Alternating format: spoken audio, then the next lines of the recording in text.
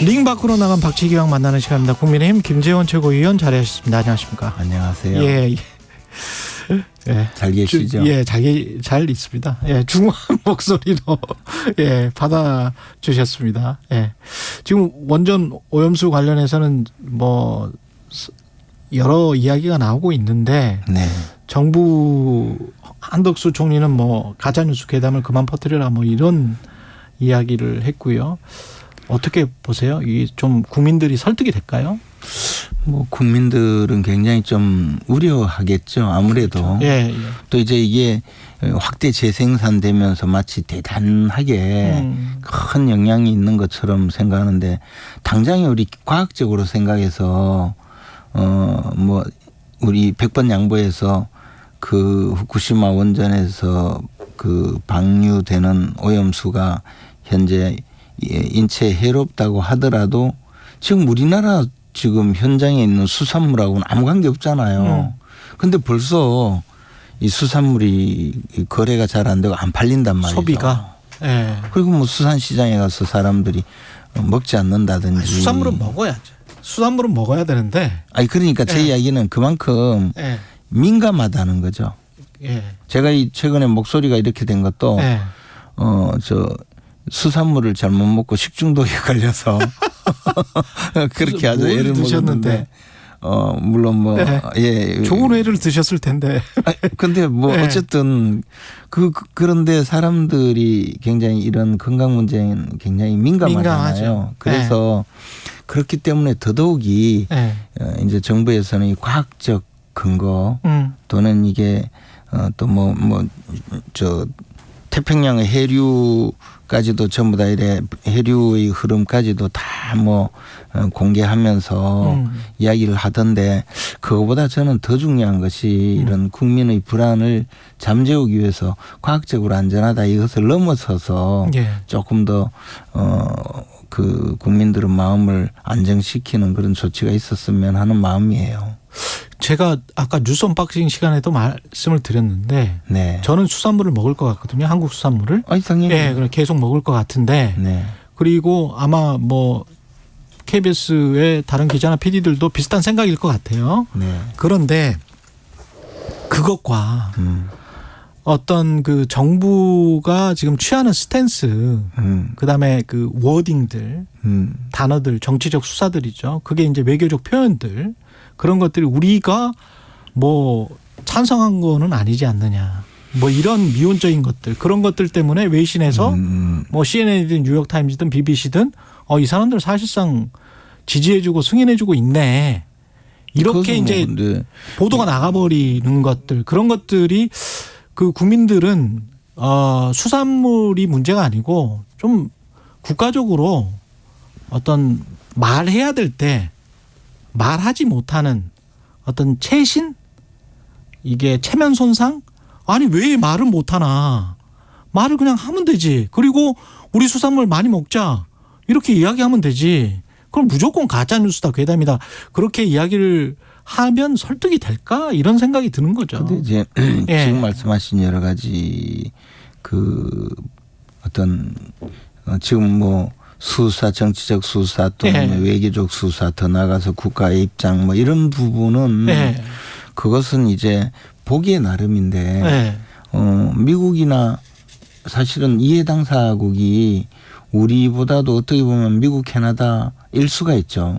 그때 사람이 이제 지리적인 아니, 그러니까 위치가 있으니까. 어쨌든 제 이야기는 그런데 이제 그분들은 적극적으로 뭐 찬성을 하고 또 국제 원자력 기구에서 과학적으로 확인을 해주고 이런 과정에서 우리가 일본에 대해서 지금 외교적으로 또 도움을 받아야 되는 국방정책적으로 도움을 받아야 되는 그런 뭐 여러 가지 상황을 종합적으로 고려해서 그 나름대로 방향을 정할 수밖에 없는 현실이 아닌가. 그러나 지금 말씀하신 대로 과학적으로 안전한데 그것도 30년 40년 동안 방류를 해서 현실적으로 그 희석되는 양이라든가 그것이 인체라든가 또는 과학적 안전성에 전혀 유의하지 않는데 그것을 정부가 나서서 만약에 이것을 중단하라 이렇게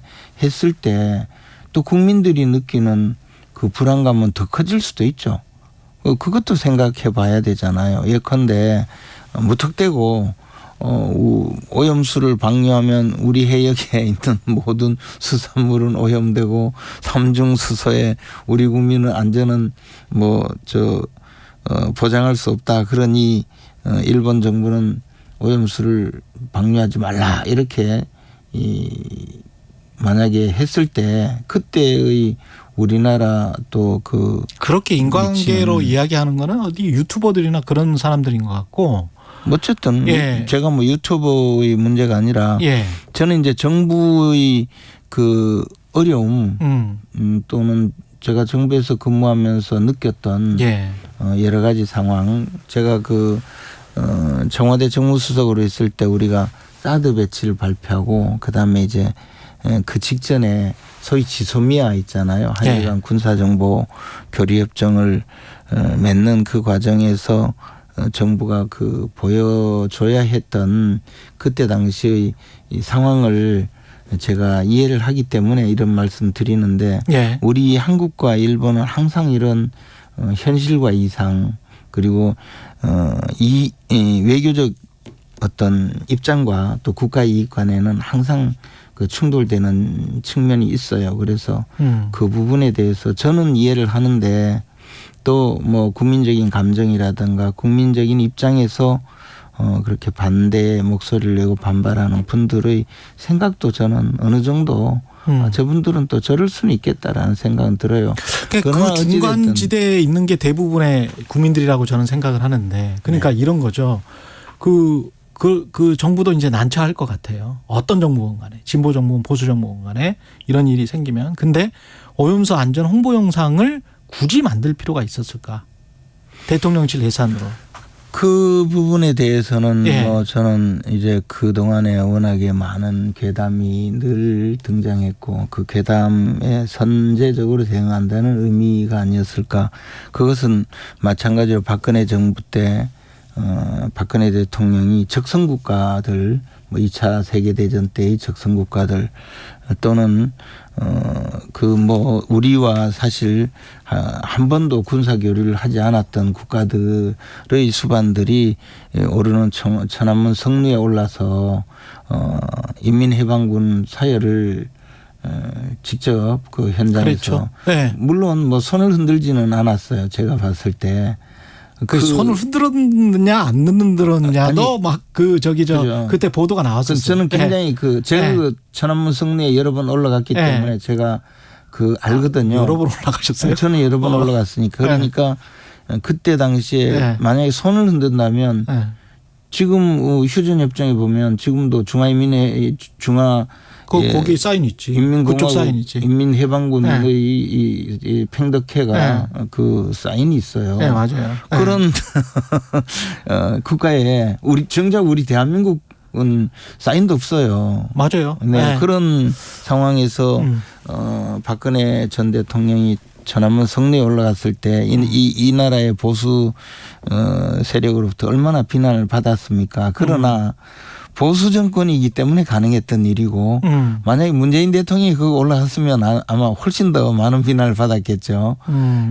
이런 외교의 정책을 수행해야 되는 대통령, 국가의 수반인 국가의 원수이자 행정부의 수반인 대통령이 겪어야 하는 그 고통을 옆에서 지켜보면서 이번 방류수 문제를 보면서도 저는 마찬가지 입장이 아닐까 또 그런 생각을 해요.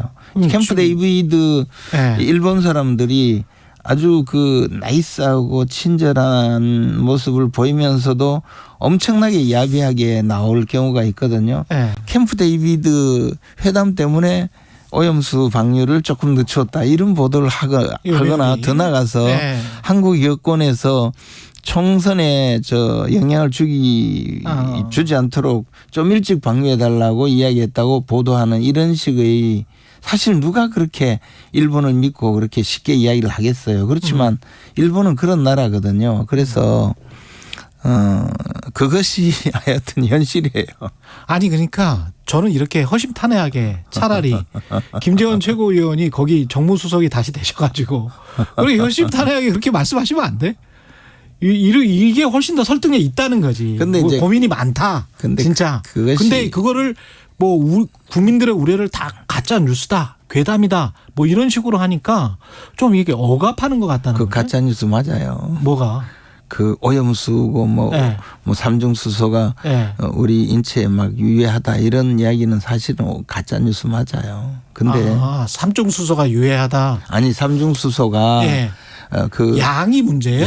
양이 문제이고 그것이 그러니까 물도 많이 마시면 죽어요. 사람. 아니 그러니까 삼중수소도 많이 들어오면 죽는데 당연히 근데 이제 그것이 유의할 만큼 올 것이다라는 것은 저는 가짜 뉴스라고 봐요. 근데 어찌 됐든 뭐 그것도 제가 삼중수소가 뭔지 어떻게 알겠어요. 저도 전문가가 이야기하니까 듣지만 그렇지만 국가를 운영하는 입장에서 우리나라가 국제사회에서 그렇게 강대국도 아니고 특히 우리가 그렇게 강대국이 우리가 강대국이 아닌 것은 언제 느끼냐면 미국과 일본과 중국 사이에서 의사결정을 해야 될 때 그때는 항상 강대국이 아니에요.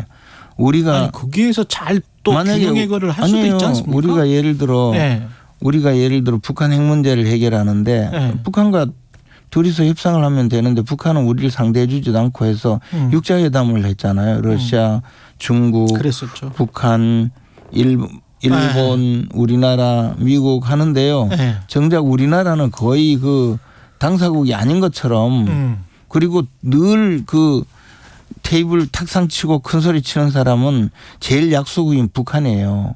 그리고 우리나라의 어떤 의사결정에 가장 영향을 미치는 나라는 미국과 중국이었고 그렇기 때문에 이런 아마 대통령의 입장에서도 막상 외교 현장에서 의전은 굉장히 높게 받아도 문재인 대통령의 경우에 저는 그런 느낌을 받았어요. 의전은 뭐 G7에서 G8 어쩌고 많이 하면서 나중에 어디 가면 혼밥을 먹어야 되는 그것이 우리나라의 실제 현실이거든요. 이 문제도 저는 너무 국민들이 민감하게 생각하지 마시고 과학적인 근거를 조금 받아들이시고 그렇게 하는 것이 뭐 현실적으로 맞지 않을까. 그리고 오죽하면 정부가 저렇게 어정쩡하게 대응을 할까. 그 정도 이해하는 것이 맞다는 거죠. 여론조사 결과는 딱히 그런 것 같지는 않고요. 이동관 방통위원장 후보자 뭐 얼마 안 남았습니다. 2분 3분밖에 안 남았는데 저 거의 이제 임명을 할 것 같죠. 너무 늦출 필요가 없다. 절차대로 하겠다. 이것은 언론계에서는 굉장히 지금 우려하고 있는 사안이긴 한데 이게 첫 번째 진짜 뭐 그런 의도가 있다면 총선에 도움이 될까? 저는 그런 면하고는 아무 관계없이 사실은 제 개인적인 생각은 총선 때문에 하는 거 아닌가요?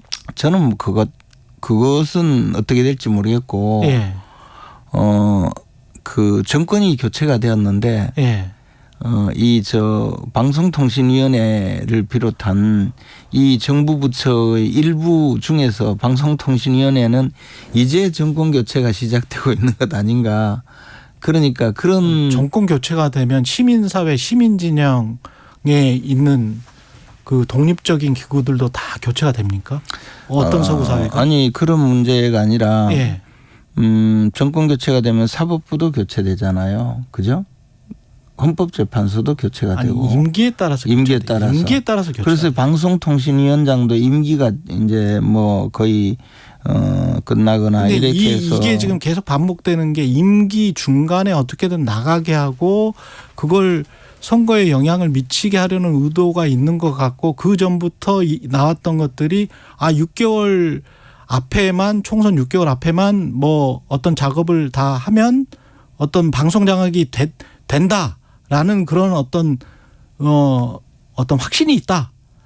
그런 것들이 의혹으로 제기가 되고. 근데요. 근데요, 문재인 정권이 출범하고 얼마 안 돼서 민주당에서 이제 의원들의 연찬회를 하면서 예. 그때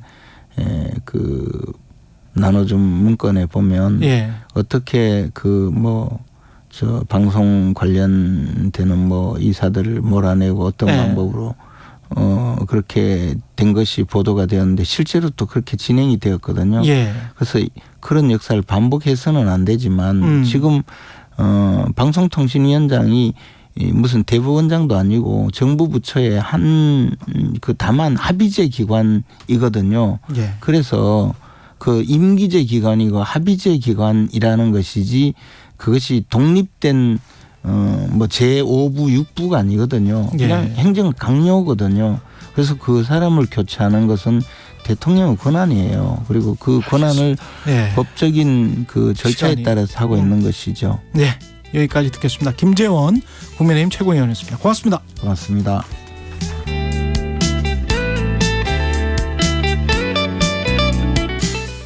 잠시 후 8시 반부터 일부 지역